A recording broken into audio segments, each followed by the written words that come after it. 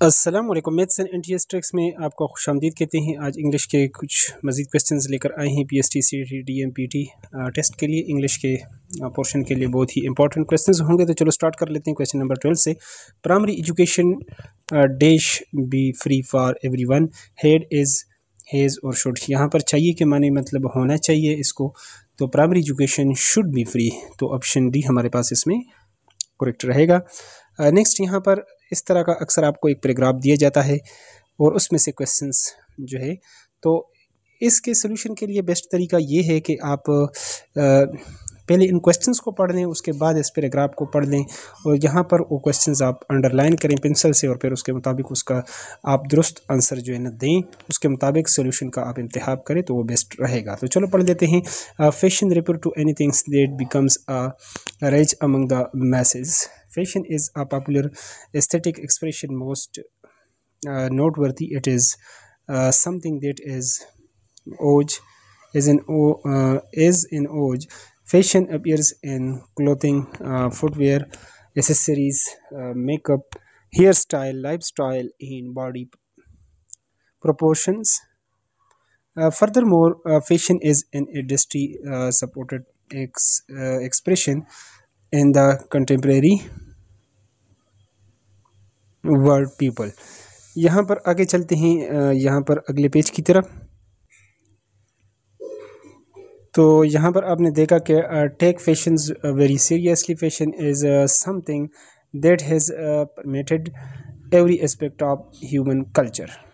तो यहाँ पर इस चीज़ को अच्छे तरीके से समझने के लिए मैंने जो तरीका कार आपको बताया है कि पहले आप इस पैराग्राफ को अच्छी तरीके से पढ़ लें और क्वेश्चंस को आप अंडरलाइन कर लें। क्वेश्चंस पढ़कर उसके मुताबिक उसको पेंसिल से अंडरलाइन करके उसका आंसर आप दें। तो क्वेश्चन नंबर 13 है, dash refer to anything that becomes rage among the masses. तो यहाँ पर पहले ही सेंटेंस में हमने पढ़ा था कि यहाँ पर कल्चर है, ज्वेलरी है, फैशन है, स्पोर्ट्स है। तो fashion refer to anything that becomes rage among the masses, तो ऑप्शन सी हमारे पास इसमें करेक्ट है। नेक्स्ट यहाँ पर आप क्वेश्चन नंबर 14 है हमारे पास, परमिटेड इज एन डैश, ये वर्ब है, एडवर्ब है, एडजेक्टिव है और नाउन है। तो यहाँ पर तो ये जिस तरह परमिटेड यानी ईडी आखिर में ज़्यादातर जो भी आता है तो ये वर्ब का सेकंड या थर्ड फॉर्म ही आपके पास होता है। तो इसका मतलब आपके पास क्या हो जाएगा, यानी दखल करना, सरायत करना, और ये आपके पास क्या है, ये आपके पास यानी वर्ब है। ऑप्शन ए हमारे पास इसमें करेक्ट है। नेक्स्ट यहाँ पर क्वेश्चन नंबर जो 15 है हमारे पास, aesthetic. Aesthetic means dash, sense of beauty है, कलरफुल और चार्मिंग है और अट्रैक्टिव है। तो यहाँ पर एस्थेटिक्स का मतलब क्या होता है, हुस्न शनासी या खूबसूरती, जमालियात से ही, यानी ब्रांच ऑफ फिलासफी है dealing with the nature of beauty. तो यहाँ पर अगर आप देख लें sense of beauty, option A हमारे पास इसमें करेक्ट होना चाहिए। नेक्स्ट चलते हैं अगले पेज की तरफ और उसको भी कर लेते हैं, सॉल्व कर लेते हैं।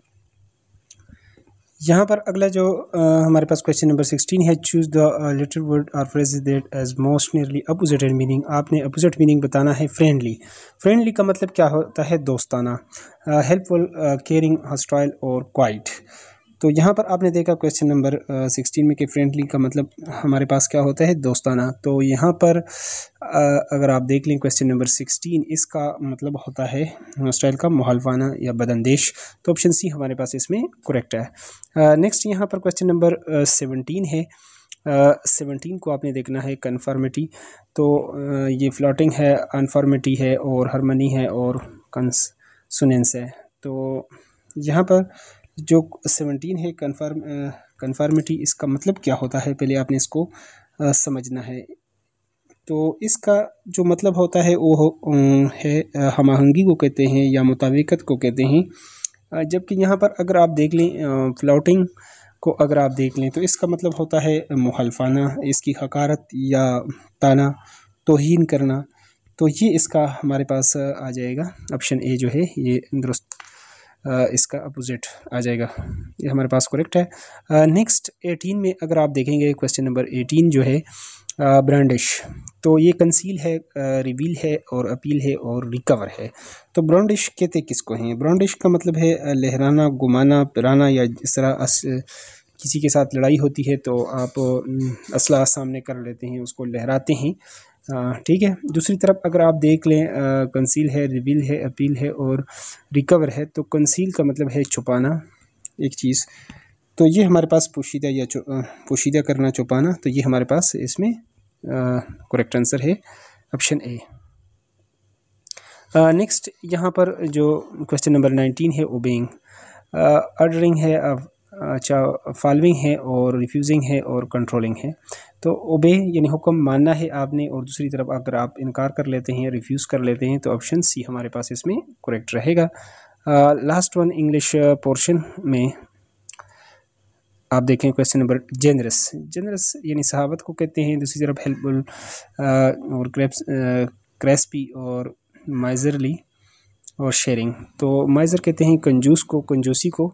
तो ऑप्शन सी हमारे पास इसमें करेक्ट है। मज़ीद ऐसे क्वेश्चंस के लिए अगर चैनल पर नए हैं तो चैनल को लाजमी सब्सक्राइब किया करें और इसको अपने दोस्तों के साथ इस वीडियो को लाजमी शेयर किया करें।